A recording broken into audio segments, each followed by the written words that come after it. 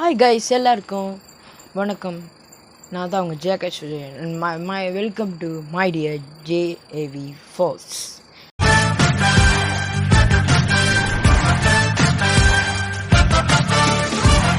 இன்றைக்கி நம்ம என்ன ட்ரெண்டிங் கண்டென்ட் பார்க்க போகிறோம்னு சொல்லிட்டு சொன்னோம்னா, நேற்றுலேருந்து ஒரு இஷ்யூ ட்ரெண்டிங் ஆகிட்டு இருக்கு. 2017 அந்த 2017 நமக்கு எல்லாருக்கும் 2017 விட்டுருங்க. எதனால் இந்த பிரச்சனை தொடங்குச்சுன்னு நான் அதே சொல்லிடுறேன். லியோ படம் நிறைய பேர் பார்த்துருப்பீங்க.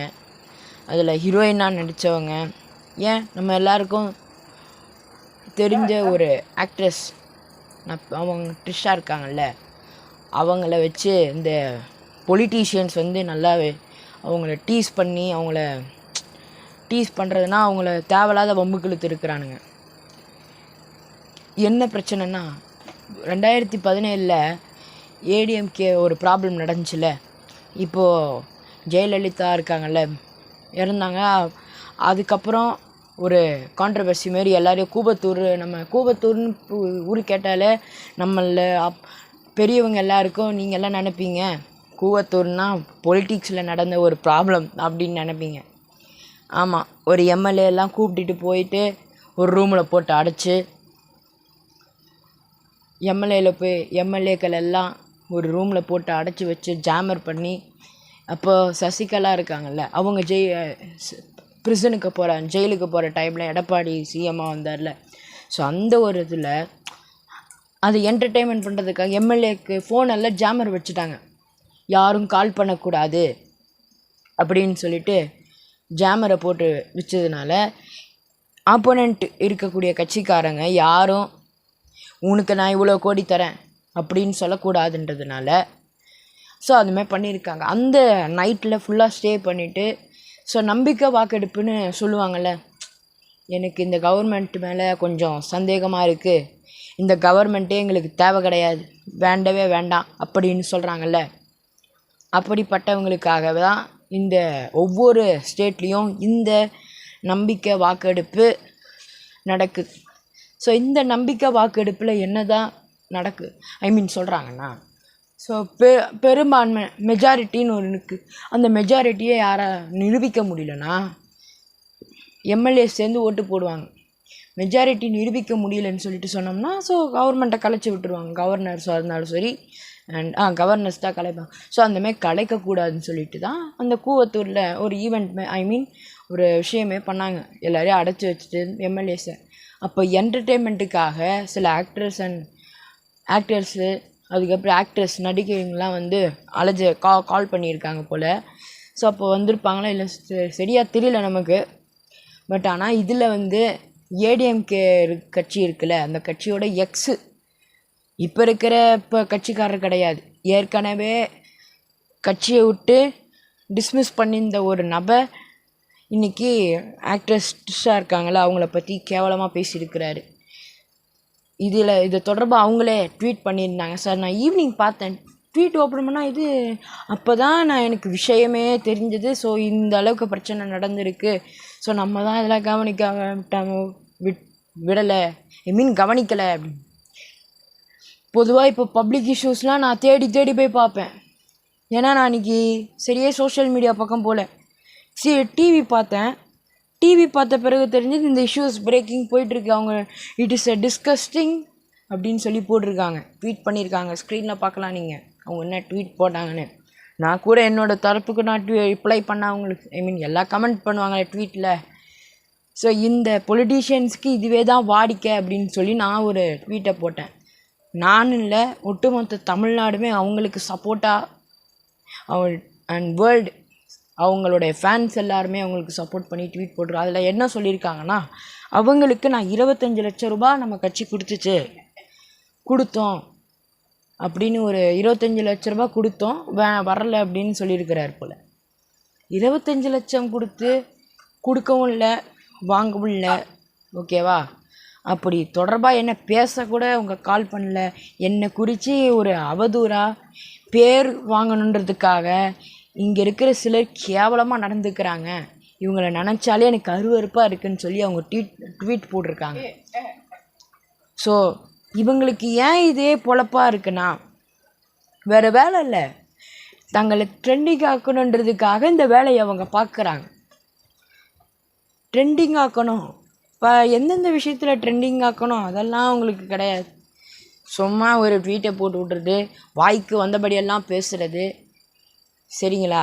ப்ரெஸ்ஸை மைக்கு, இதில் வேறு மைக்கை வேறு கொண்டு போய் காட்டியிருக்காங்க. வாய்க்கு வந்தபடியெல்லாம் பேசுனா 25 லட்சம் கொடுத்தோம், ஒன்றும் வரலை, நாங்கள் ட்ரிஷாக்கு 25 லட்ச ரூபா கொடுத்தோம், அந்த பொண்ணு வரலை அப்படின்னு சொல்லி ஏதோ கேவலமாக பேசியிருக்கிறாரு. ஏங்க சார், நான் ஒன்று கேட்குறேன், வாய் கொழுப்பு வச்சுட்டு உங்களால் சும்மா இருக்கு. அப்புறம் இப்போது அவங்க லாஸ்ட் லைனில் வந்து இதை நான் விட மாட்டேன், என்னோட சட்டம் தெரிஞ்ச அந்த நிபுணர் எக்ஸ்பர்ட்ஸ் இருப்பாங்களே அவங்கள வச்சு இவர் மேலே, ஐ மீன் இந்த ஏவி ராஜுன்றவர் மேலே நான் ஆக்ஷன் எடுப்பேன், இதை நான் சும்மா விட மாட்டேன்னு சொன்ன உடனேயே ஆஃப்டர் ஒரு அரை மணி நேரம் கழித்து ஒரு வீடியோ ஒன்று போடுறாரு. யார்? ஏவி ராஜு, இந்த வார்த்தையை கேவலமாக பேசினவர். எனக்கும் நான் அப்படி தெரியாமல் பேசியிருந்தேன்னா நான் மன்னிப்பு கேட்டுக்கிறேன், ஓகேங்களா? நான் மன்னிப்பு கேட்டுக்கிறேன், நான் ஏதோ பேசிட்டேன், என்னை மன்னிச்சிருங்க அப்படின்னு சொல்லி ஒரு ட்வீட், அதுவும் ஒரு வீடியோவை போடுறாரு சோஷியல் மீடியாவில். அது எது அவங்க 5:26க்கு அவங்க ஆக்ட்ரஸ் ட்வீட் போட்டிருந்தாங்க. ஸோ அந்த ஒரு ½ அன் ஹவர் அந்த கேப்பில் இவர் ஒரு வீடியோ போட்டார், பயந்துட்டுருக்கிறாருன்னு நினைக்கிறேன் நம்ம நினைக்கிறோம். அது எதுக்காக? அப்போ எதுக்கு அந்த வார்த்தையை பேசணும்? யார் பேச சொல்லி பேசினாரா? சிலர் இவங்களை குறித்து நீ தப்பாக பேசு அப்படின்னு சொல்லியிருப்பாங்களா இல்லையான்னு தெரியல. ஆக மொத்தம் ஒரு வாயை வச்சுக்கிட்டு சும்மா இருக்க மாட்ட, அவ்வளோ சொல்ல தெரியல, சாரி. ஸோ வாயை வச்சுட்டு சும்மா இருந்தால் நல்லாயிருக்கும். இஷ்டத்துக்குன்னு பேசிட்டா இப்படி தான் நடக்கும். அப்புறம் அவங்க ஆக்ஷன் எடுக்கிறாங்கன்னு நீ இப்போ பயந்து நடுங்கிட்டு அப்புறம் மன்னிப்பு கேட்டால் அது சரியாக வந்துடுமா?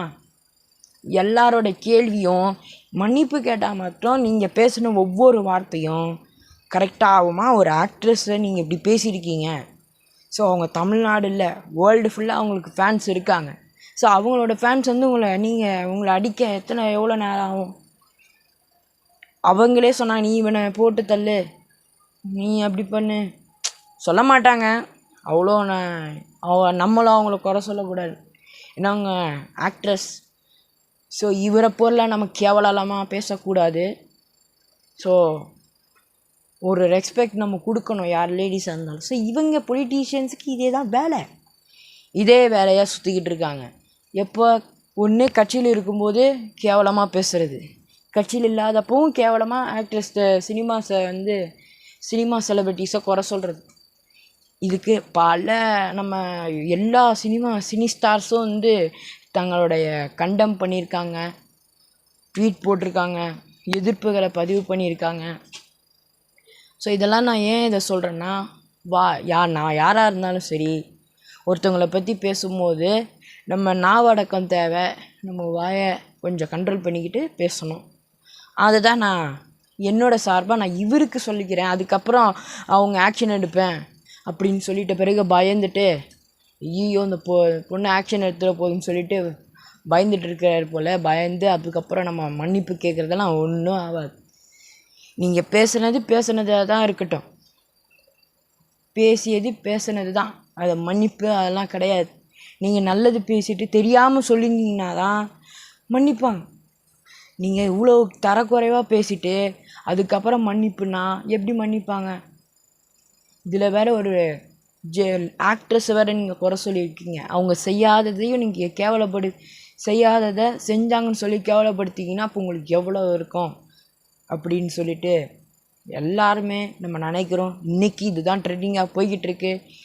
நான் என்னோடய சார்பாக சொல்கிறேன்னா மன்னிக்கவே கூடாது. இவர் மேலே ஒரு ஆக்ஷனை நம்ம டிஎன் கவர்மெண்ட் எடுக்கணும்னு சொல்லிட்டு நாளைக்கு வேறு ஒரு கண்டென்ட்டில் உங்கள்கிட்ட பேசுகிறேன். இந்த வீடியோ பிடிச்சிருந்ததுன்னா லைக் பண்ணுங்கள், கமெண்ட் பண்ணுங்கள், ஷேர் பண்ணுங்கள், மறக்காமல் நம்ம JAV ஃபோர்ஸில் சேர்ந்துக்கோங்க. Until this is bye from J. Akash Vijayan signing off from bye. என்னோட JAV டாக்ஸ் ஓட பாட்காஸ்ட் இப்போ ஜெய் டிவியோட ஸ்பாட்டிஃபை மற்றும் யூடியூப் மியூசிக் ஆப்பில் ஸ்ட்ரீம் ஆகிட்டு இருக்கு. கேட்டு மகிழுங்கள்.